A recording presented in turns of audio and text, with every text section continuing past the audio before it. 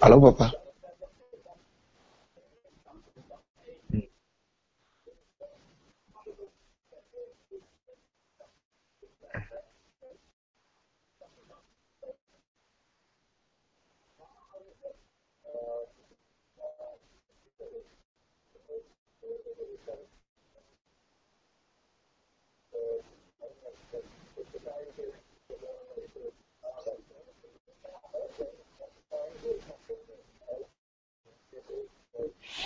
Allô, papa, na zongisi matondi pa nzambe na kosenga d'abord tobondela mpona tobanda oyo ezali mwa entretien na biso oyo nkolo atie biso na motema.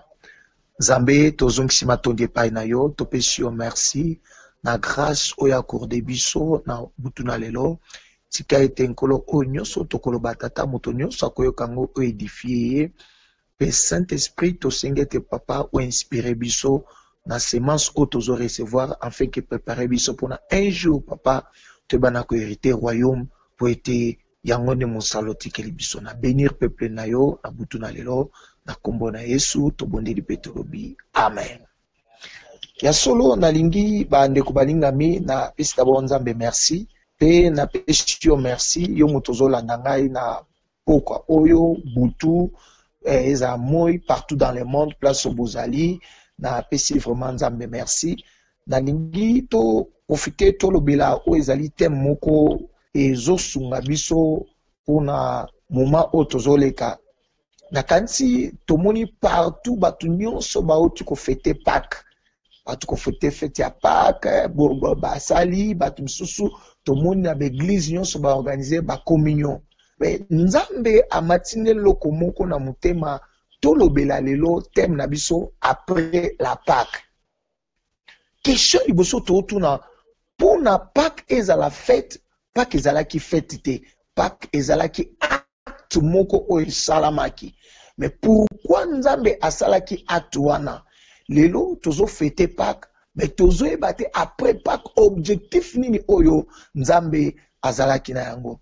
Alors, nako préféré mwana na nzambe musani na nzambe place ozali omeka mwa muke kolanda nga malamu malamu parce que église biso tozokota na kati ya distraction tozoyeba te qu'est-ce qu'il faut faire tozo fêter lokola ba païen tomoni ba gouvernement epesi même ba pays ba congé bato bake misala te na Pâques tomoni bato ba meli na Pâques tomoni peut-être bolimbisa ngai ba hotel pe tondi ba bar bateki masanga basali mpona nini parce que fête ya Pâques. Mais réellement, pourquoi Dieu avait insisté à instituer qui Pâques, puis après Pâques, et l'okonini oyo, Nzambe abandai kozela na peuple wana.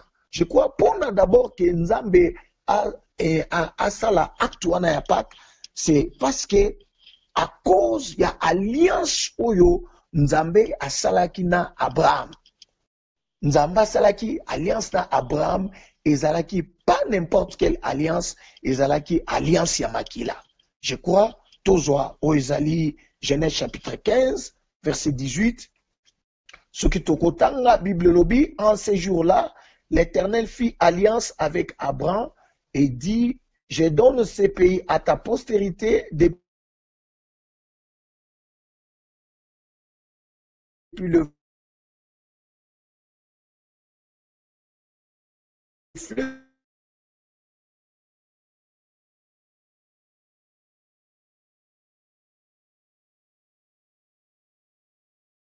de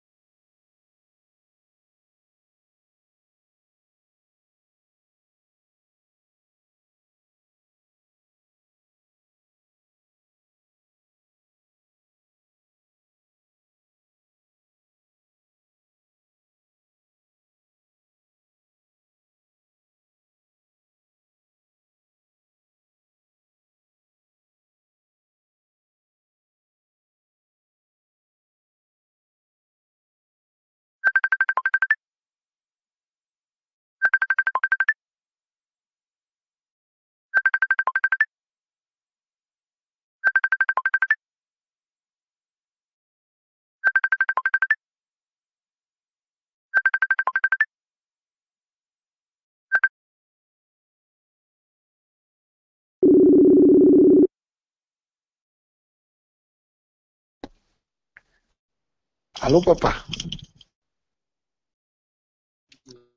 Et na kati te donc nini réseau yango mo ekati makambo nyonso donc to perdre moi mokeni bibisi mpena makasi.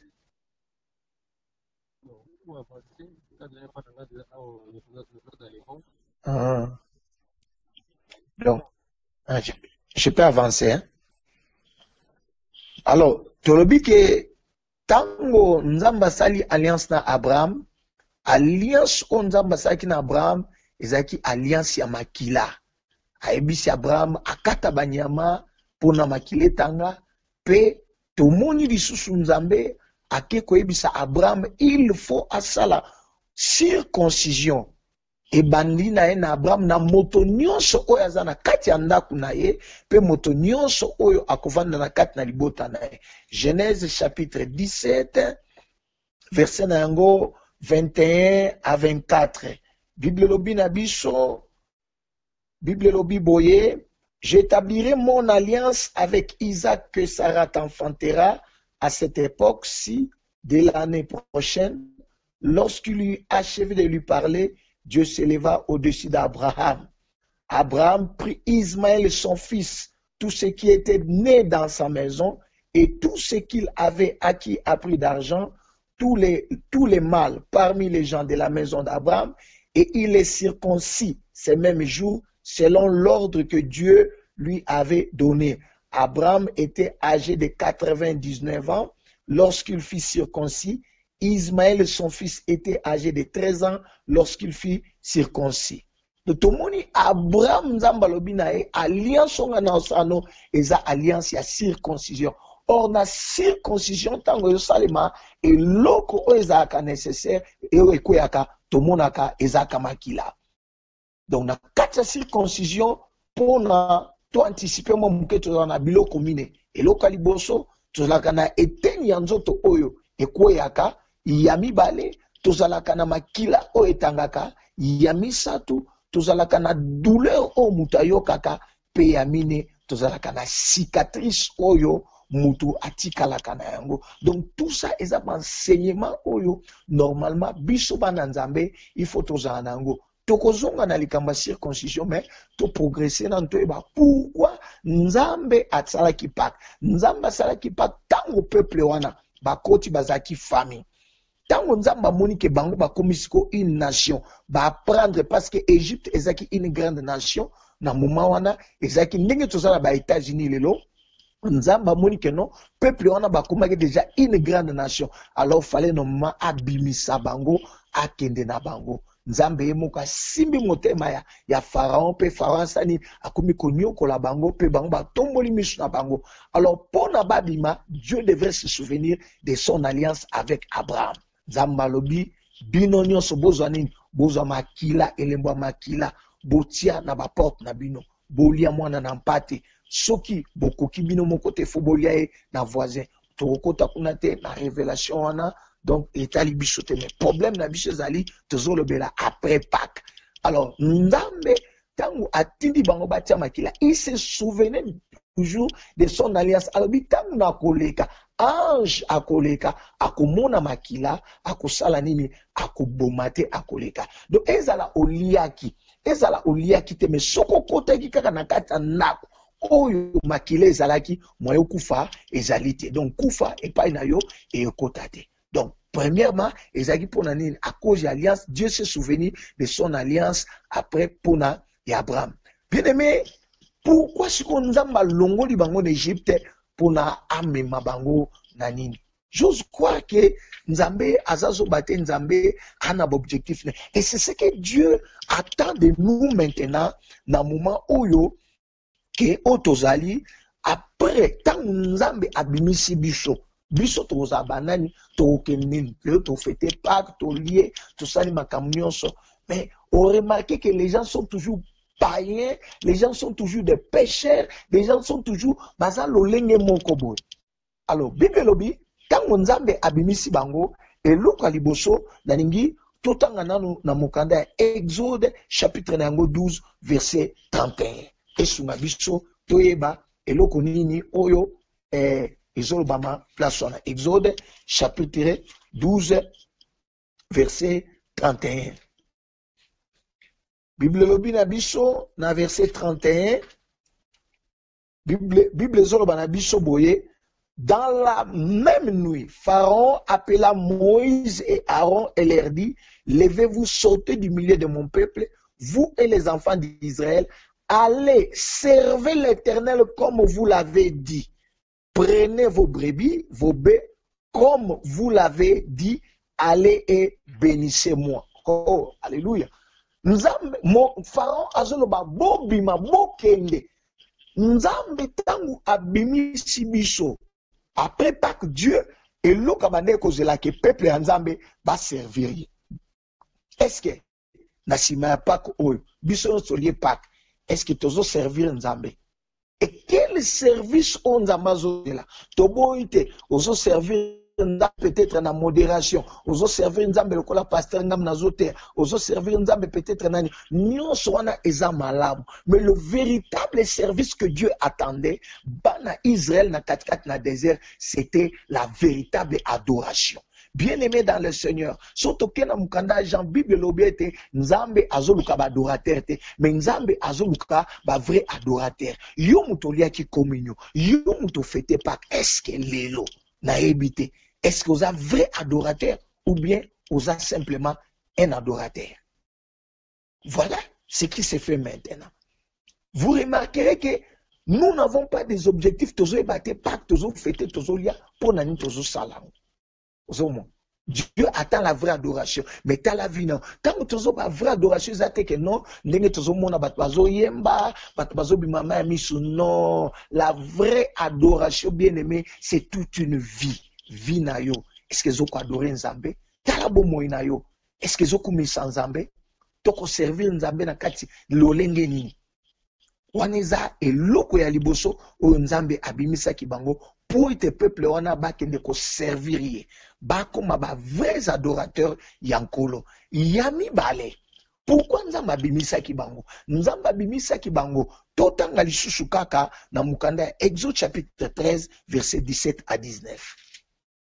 Exode chapitre 13, verset 17 à 19. Bible lobi, lorsque Pharaon laissa aller le peuple, Dieu ne les conduisit point par le chemin du pays des Philistins, quoique le plus proche, car Dieu dit, le peuple pourrait se repentir en voyant la guerre et retourner en Égypte. Mais Dieu fit faire au peuple un détour par le chemin du désert vers la mer Rouge. Les enfants d'Israël montèrent en armes hors du pays d'Égypte. Amen. Bien-aimé, Nzambe moko atali etalobi soki peuple oyo na memi bango na nzela ya mukuse, peuple oyo ba okutana ba guerre, ba osanini, ba kozonga na mboka Égypte. Pe Nzambe amemi bango na nzela ya mulai oyo ezaki nzela ya désert oyo pona bakende kokoma na mboka Kana. Qu'est-ce que Dieu voulait? Dieu voulait que le peuple ait la maturité. Bien-aimé dans le Seigneur, yo mutolier Pâques, au lieu communion, au meli makila na Yesu, na boite eza mabete eza malam. Est-ce que avez-vous la maturité? Tango tozolo ba sur la maturité, bien-aimé, il faut te coller. Na mukanda na Psaume chapitre 92, verset 13 à 16, Bible lobi totanga parce que eza litère tozobe ça ezosunga yo ezosunga penga na mukanda na Psaume chapitre na yango 92 Bible lobini chapitre 92 verset 13 Bible lobi le juste croissent comme des palmiers ba yenge bene bazokola lokola nzeta mbila ils s'élèvent comme les cèdres du Liban plantés dans la maison de l'Éternel, ils prospèrent dans le parvis de notre Dieu, ils portent encore des fruits dans la vieillesse, ils sont pleins de sève verdoyante. Pour faire connaître que l'Éternel est juste, il est mon rocher, il n'y a point à lui d'iniquité. Gloire à Dieu. Bien-aimé, biso, kola lobi, tozalo kola banzete ambila. Oyo tolona mi ba juste bazo kola, ba juste bazo croître bien-aimé. Mais tala lelo, yo sali combien de temps na kati na bonzambe, au lieu ba Pâques boni. Mais tala, est-ce que vous avez la maturité? tala likamba muke on a longo na église na beti na ngali baku oye kuta beti ngali baku yango na yaka so église te mais communion na uliaki yango pona nini fallait pour lia communion wana. Pourquoi il y a l'immaturité dans cette église? Lelo même biso ba pasteur tokomi ko swana tokomi ko bunda l'immaturité tala lelo tala même na ba télévision na biso. Tout ce qu'on a fait, c'est l'immaturité. On remarque wana leki, azo critiquer wana leki. Mais nous n'avons pas cette maturité-là. Bien aimé, moutou aza na maturité, aza moutou aza na sagesse, aza moutou akoli. Mais tala l'église na biso, to lié ba communion, to servir ba sainte seine, mais tala bo mwana, tala biloko, ozo mona moutou. La pratique azo sala, eza ba pratique moko même, ezo glorifier nzambe te. Dieu veut que bien aimé toko na maturité. Soki to na maturité et kozala malamu. Église faut et comme un état d'homme fait. Faut un statut parfait ya Christ. Mais lelo église toza wapi lelo. Soki ya zongi akuta biso ndengeni. Kana immaturité. Lelo toza na koswana, lelo toza na kobunda, eza biloko mususu on église bien aimé, to kote yango suki eza biloko mike. Au lieu to kende makamba minene, to le kanano ba délivrance to sala bo. Est-ce que peuple o tozo te ya bango? Est-ce que ba kiri maturité? D'abord to le banano peuple te biso moko nano ba homme de Dieu. Est-ce que toza na maturité?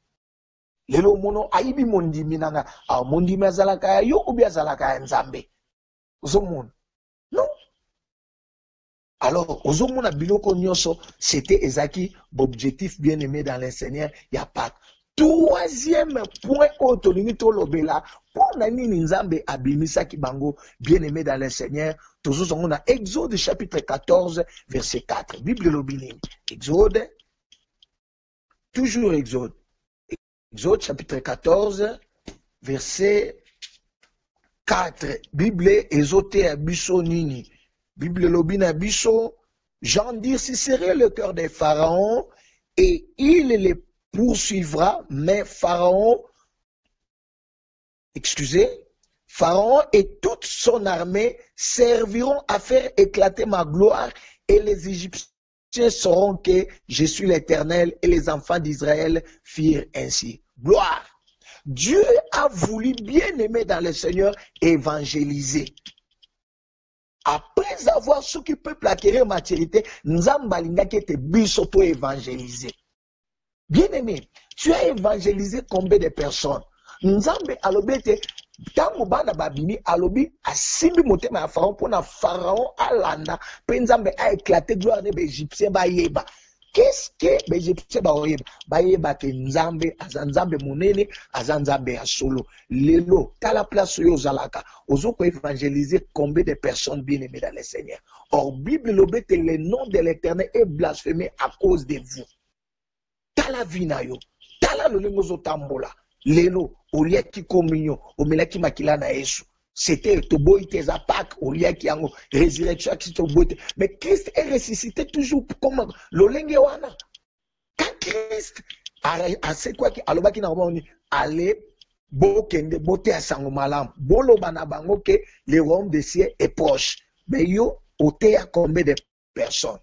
Tale latelinayo, tale vandelinayo et lobelinayo.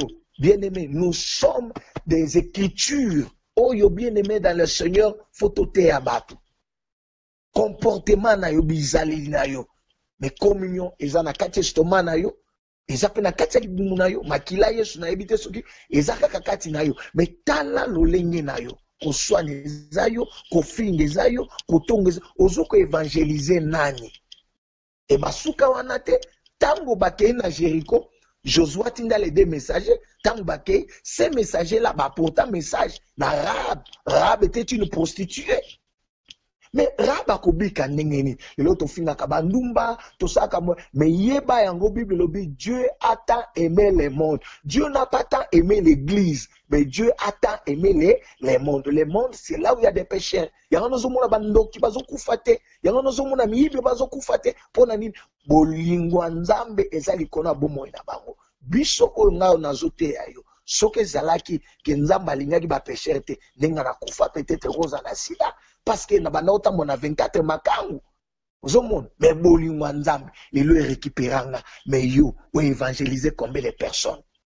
Rab, abika, pona nini? Parce que des messagers on a bakina komemela yilo banzambe. Pena kuya prostituée et komaki église, oyo tata na yabikaki, bande kone babikaki. Yo combien de personnes après kolia communion, komela makila, obikisi combien de personnes? Tala tata na yo, tala mama na yo, tala bande kono baza wapi? Lelo. Ozo critiquer bango, ozo finga bango, ozo lo bango tout ça, mais bande kona nana ko apporter bango eva. Bible lobi bako ye banenge ni soki batei bangote. Pe bago bako te ndenge ni soki batindi bangote. Bien aimé, évangile ezakati to fungola Bible ndena ofungole lo Bible. Na nambo yo yebi sata mutuke Yesu alingi yo. Ozo bo loba non, bona bo tout ça. Yangona ozo mona ke bien aimé tolé bako après la Pâque, bien aimé, toujours battre objectif à pas que ça la kinine. Pendant succès tout le bela point à souka bien aimé dans le Seigneur, toujours après la Pâque, nous avons balingi que peuple wana bako manambo kakana. Or le Cana c'est la nouvelle Jérusalem. Papa, yo mutoliaki communion. Maman, yo mutomelaki makila Yesu. Eza malamu, eza ngoma bete. Nazo lo bate ke bonambo mais naibi objectif nini yo melela ki yango olia ki yango pona Bible bito kanisa o ezali kufa pelise kwa ya Yesu to kanisa ngo ndenge nini alobi alaki biso na ke ko préparer esika pona bino na koya kozwa bino tango akoya kozwa biso est-ce que yoza préparer pono koma na kana kobosana te babima ebele mais bakoma ka mibale eza Josué na Caleb.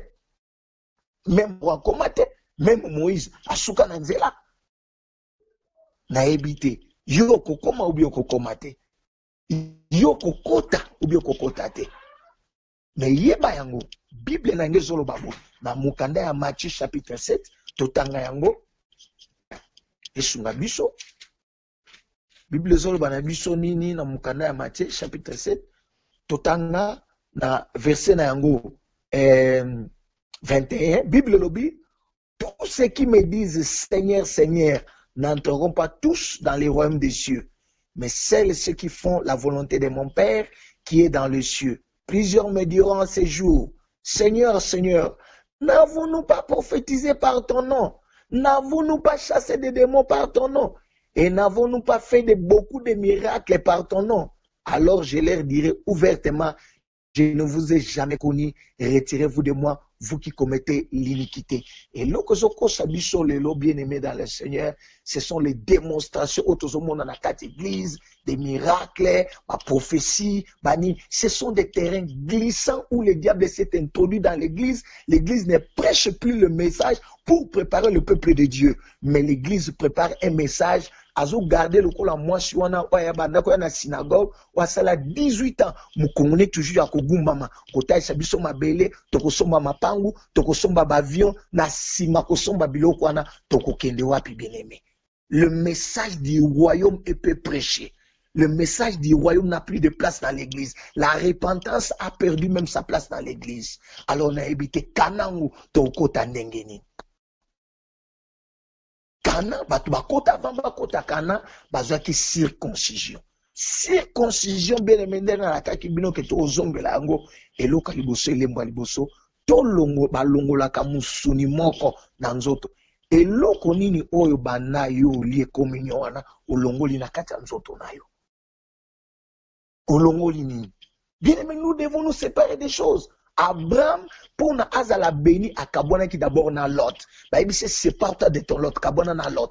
Tant qu'Abraham a Kabona qui na Lot, bien aimé, Abraham a monaki, aux terrain bénédiction a été. L'autre toujours souffrir, toujours croire que non, tu peux hériter royaume.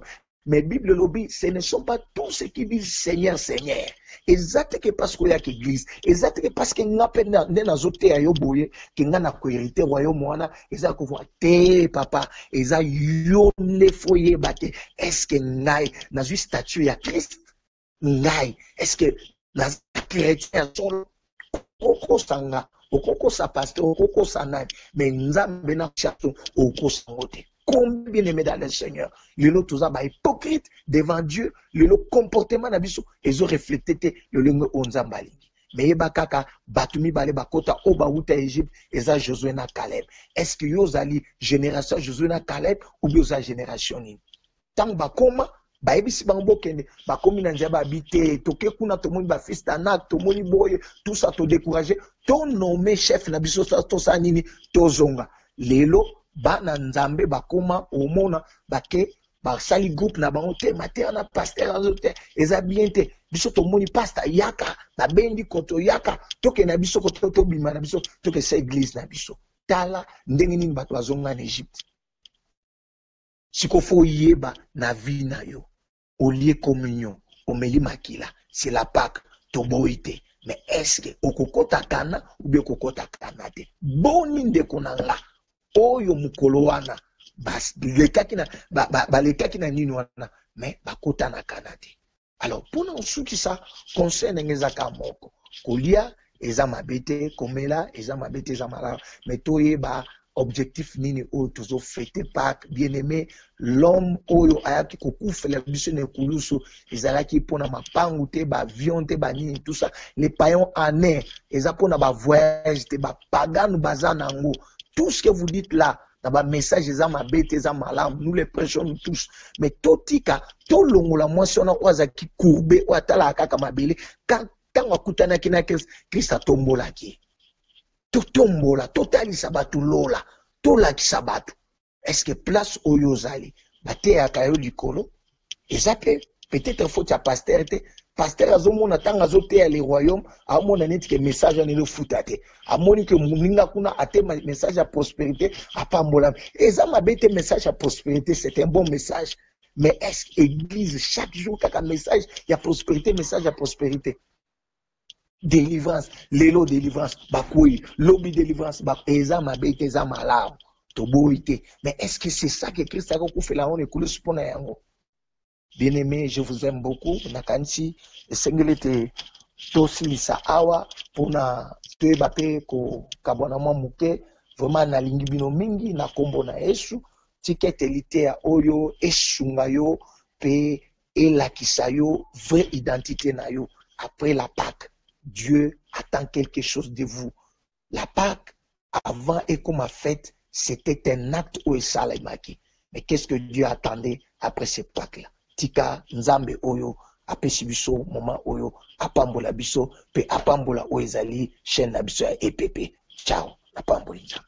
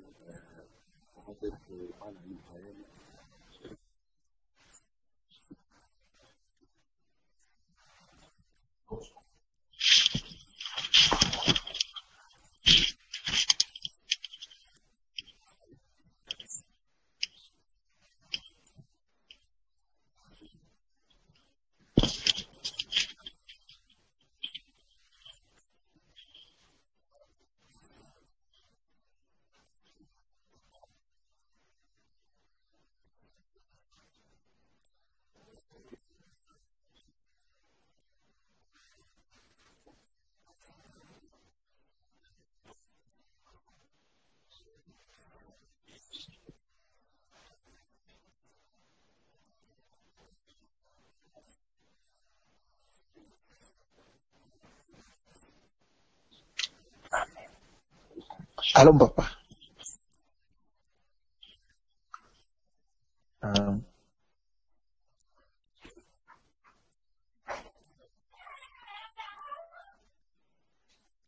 Merci, papa.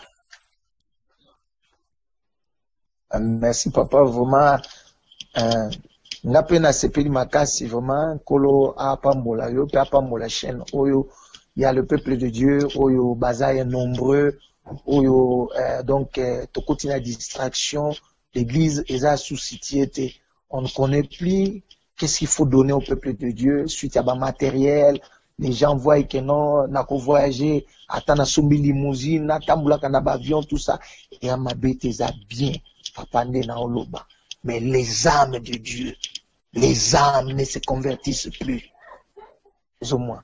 les âmes ne se convertent. Il y a plus ces messages-là où yo, to bande ko mona ke no batei, ba papa na biso ba banda ko teya, ba bazo lela l'église, les gens bazo ko zongisa biloko, ba bazo kabwana mabala, ba deuxième bureau, ba bazo tika ko ya ko restituer. Donc message on était à makasute. Je crois message ya Zaché lelo, que Zaché ninga lo ba ke non suki na zo ki na ko zongisa, ces messages-là et peut prêcher na l'église na biso. Mais Dieu s'attendait après Pâques bana ne bakota na kana oza nouvelle Jérusalem place oyo miliki ezali pe mafuta nzo ezali yango yande toza nango posa papa. Donc on a beaucoup de thèmes papa soki les réunions sur la posa na biso nous avons des quantités de prédications papa auto pesa na peuple de Dieu vraiment nzamba pambola yo na osaleli biso.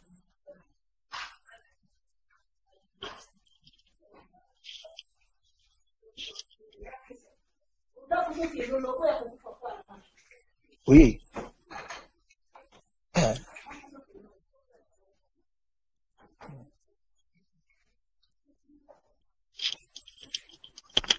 Papa, comportement na yo vis-à-vis à Batou, c'est toute une lettre, c'est toute une écriture d'un apôtre Paul à l'objet. Vous êtes des lettres où ba commis na encrété, ba commis par l'esprit. Place nyo sozo tambola.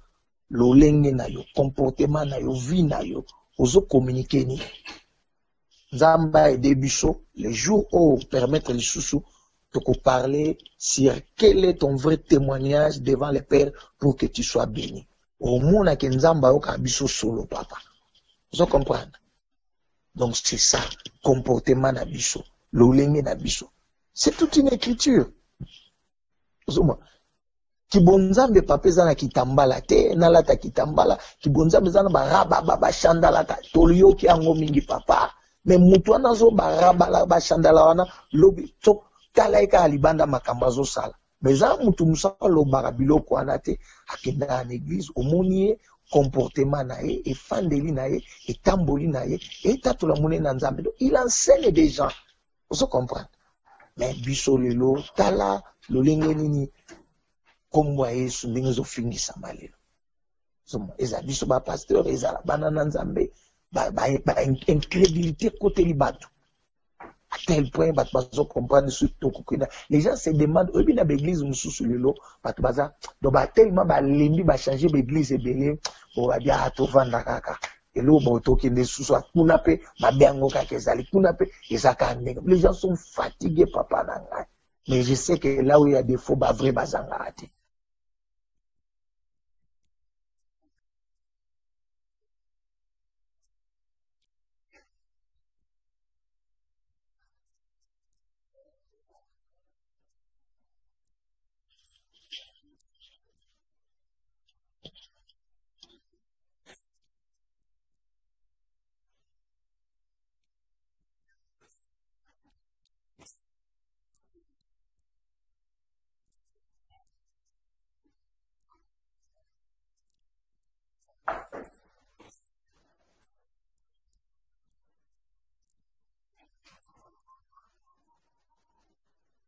Papa, oui, il y a d'autres gens, les lots, toujours na Mokanda Genèse, Tomoni, quand Adam a péché, et l'eau Kaliboso, c'était la présence de Dieu dans le jardin.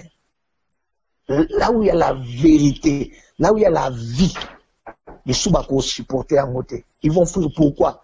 Parce qu'à ce lieu, quand bilo quand ils ont quitté là, à au mon anon, awa, na moni, donc ba découvrir un awa et simbité au monde. Alors, one est la première raison. Il y a d'autres bazo qui ma vérité, ba li vérité les bible lobi que non, na tangwa suka bat ba kolinga ba lobela bango makambo o isepelisa ka bango. Il y a d'autres gens ba li ba loba makambo o isepelisa bango.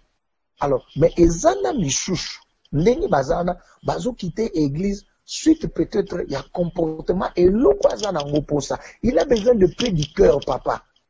Au monde. Et azala posa âme na à la sauver.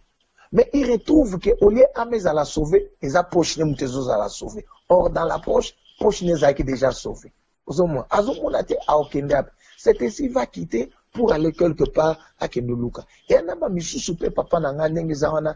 Donc eza lokola maladie na ye. akoti awa apandi abebisi soki bayebi identité na ye alongwe. Mais moi j'ose croire que nzambe alobaki na Abraham kende esika wana, esika wana ndenge na osali na opambola yo. Il faut que le peuple de Dieu oyo nyonso alinga kota na ecclesia mpona ensemble bondela nzambe. Est-ce que place oyo eza terrain bénédiction mpona nga? Ozomwa Dieu parle, ozomwa Dieu parle papa. Tokende yebi aye bazolanda biso bapasteur eza non bazolanda biso par conviction, mais bazolanda biso peut-être par complaisance, bazolanda biso par amitié, par influence. Peut-être que non l'église wana babalaka so na ki l'église wana obala soka koti pe azwi libala omona ayaka so église te soka kabali tuna oyaka église te ne mobali nanga donc ce qui dit et l'autre a lukeza na église wana. Mais but de l'objet biso chercher premièrement les rois et les restes.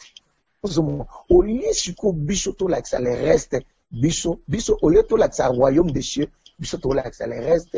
Ok, des potes au salaboy, c'est ainsi au moni peut-être peuple en Zambie a oyape atala que non yakapana biso na opeso libala tango ye avandi ti amuna zobala tabi balakenga libala na seme pe belé na muli lokota alongo ata salini alongo. Mais parlons de Jésus papa. Jésus a tout ça kate, Jésus a échoué kate. Moi ça a toujours battu ezanga été botali la Jésus a échoué kate.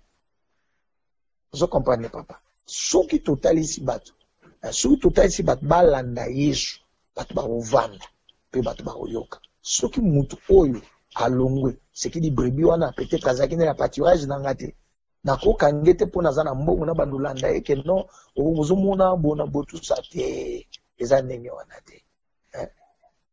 Mondimi balandaki mpona mbongo te, mais mondimi yosala mosala lokola pasteur le reste tikela ngo nzambe moko akozwa compte na. Donc moi idée on a kopesa yango.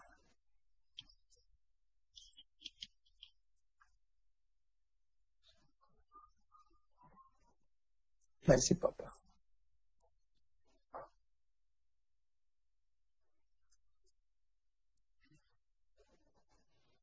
Mm. Mm. Mm. Mm. Mm. Mm.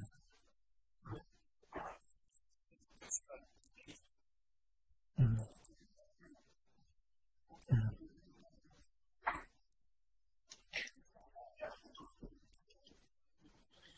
Papa nga na zoloba boye omoni kokwea toza na kokwea ya lolenge ya mibale. Kokwea ya liboso eza na mutu oyo azani na milimo mabe te, mais par la puissance du Saint-Esprit lokwa azaki connecté akoko supporter oyo ezali énergie wana te akwei wana eza normal. Ya mibale eza kokwea mutu mususu akutani en contact na oyo ezali molimo na Nzambe ana milimo mabe ye pasa nini akwei wana eza na kote ya biso oyo ezali bandimi. Eza na bandimi mususu pe lelo bakoma koyede ba pasteur mpona nini loka pasteur azotindika ye azotya ye kaka loboko azotindika ye pasa ni abi bon nakoyaka mpona nasunga na nga pasteur. Papa koko eza mabe te, me mutu wana tanga kwei alamuki eloko ni echange na bomoi na ye ozomwa tokwesa nde masumu ya batu papa ozomwa. Les gens sont assez bakwei ebele basavon pe tala baizina savon ezopambolama ezokende liboso. Pourquoi les gens viennent propres à l'église bazobima salite ozo comprendre papa. Donc il faut normalement toyeba mutu wana kwei mpona nini ozomwa. Lelo ba démonstration comme lokola lokola ba Jackie Chan ozomwa otie lokolo bo poa bato bapanzani otie le bo na ebite na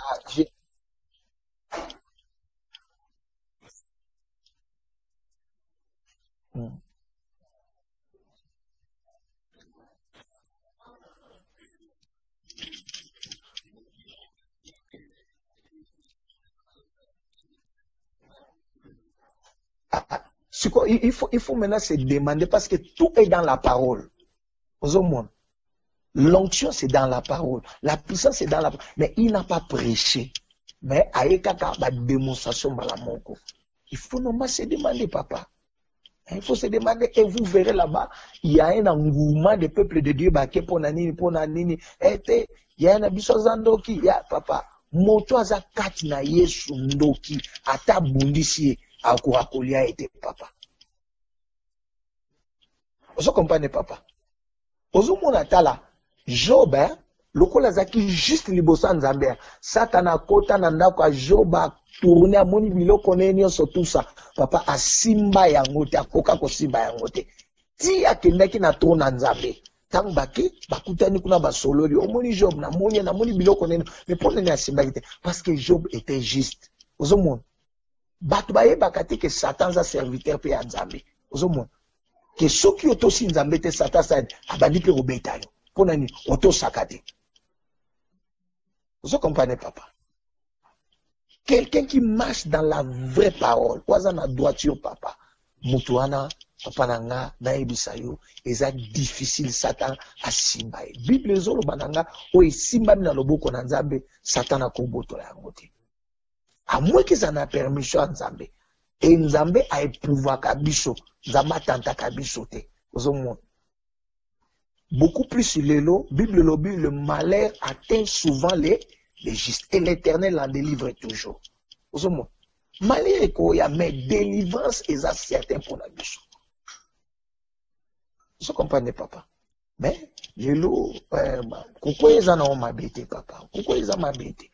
Vraiment, peut-être, que non, papa zo critiquer miracle. Non, il y a des miracles. Si tu viens, peut-être, et na église, au monde, masalaka. Mais vous verrez peut-être, Moutouana, la simba écoutata ko simbate, mais la parole au ebimi et créer miracle katinae. Donc, la simba ko simbate. Dernièrement, excusez-moi, peut-être, na pe solitaire, oyo, na ken église, na biso, ya sapu, na au séminaire pour na kokisaki anniversaire na bango. Je suis allé là-bas, j'ai vu un couple bazaki na 18 ans stérilité bazo botate. Mais le couple bae fukami bisinga papa to botate 18 ans papa koya te le boko kaka na kitisi mbala moko ngai te mais nzambe na lola papa mwana botami yo to ana bébé. Ozo j'ai vu notre femme il y a 22 ans papa aya na casier moko kaka ya sucré abi pasteur na tamboli mingi mais nazo croire que soko sambeli ponanga nzambe oya yo aopesanga mwa papa mwana ba pesa kombo nanga mama na fukama akweya te ozomona akweya te oui bato pe akokweya baza mais bakweya no pona na tindika bango no pona na lingeki bakweya pona na sala démonstration. Église eza place à démonstration te papa, eza place à spectacle te. Église eza place à vie. Vous comprenez papa? Donc faut y batango zo kweya yo mundi mukweya pona ni. Ozo okweya pona ni. Misusu bayaka no pai nani baba na otindika ngaya ngona kaka na kweya ki mais non. Zoma soki nzamba lobi nanga na prier pour na mutu. Même atie na tie musapi. Ozomwa. Ate na tie musapi. Soki nzamba a convaincre nga na tia loboko na likolo mutu. Ata musapi papa e osala pe salaka. Vous comprenez pas? Donc eza malamu pona biso toyeba ba peuple nzambe lelo tozotala ba spectateur et comme le spectacle église toyena net na spectacle moko boy. To boyte Jésus asalaki ba biloko ana me o to mona lelo bon nzamba sunga biso toza pona to critiquer mutu te toza peut-être pona to pesa pe point de vue na biso. To rebite ke za mabe me o tozo mona lelo to ebite. Bon, to tiakaka ndenge Bible lobi ce ne sont pas tous ceux qui disent Seigneur Seigneur. Donc ils a bangonyo sauté. Plusieurs Bible lobi mukete plusieurs. Na ebite so batanga verset on a Bible lobi plusieurs en ces jours-là mingi ebele ba mukete. Ozoma plusieurs basa ki ba délivrance ba prophétiser ki basa ki ba miracle ba nyonso wana trois terrains glissants. penkola bengi bango serviteur de l'iniquité. Donc, Moussali a Masumu, mais il parlait le nom de Jésus. Le nom de Jésus pour tout le monde, papa. Ce nom-là est venu pour sauver tout le monde. Donc, faut tant tout temps à tout temps je crois, moi, édification, tout comme ça, mais bon, Tanzanie.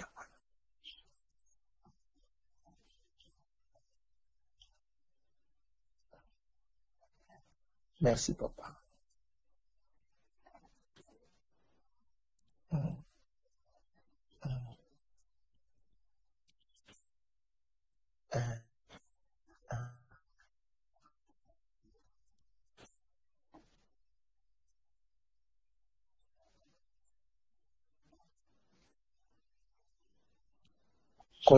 Kola pambolo, merci. Bye.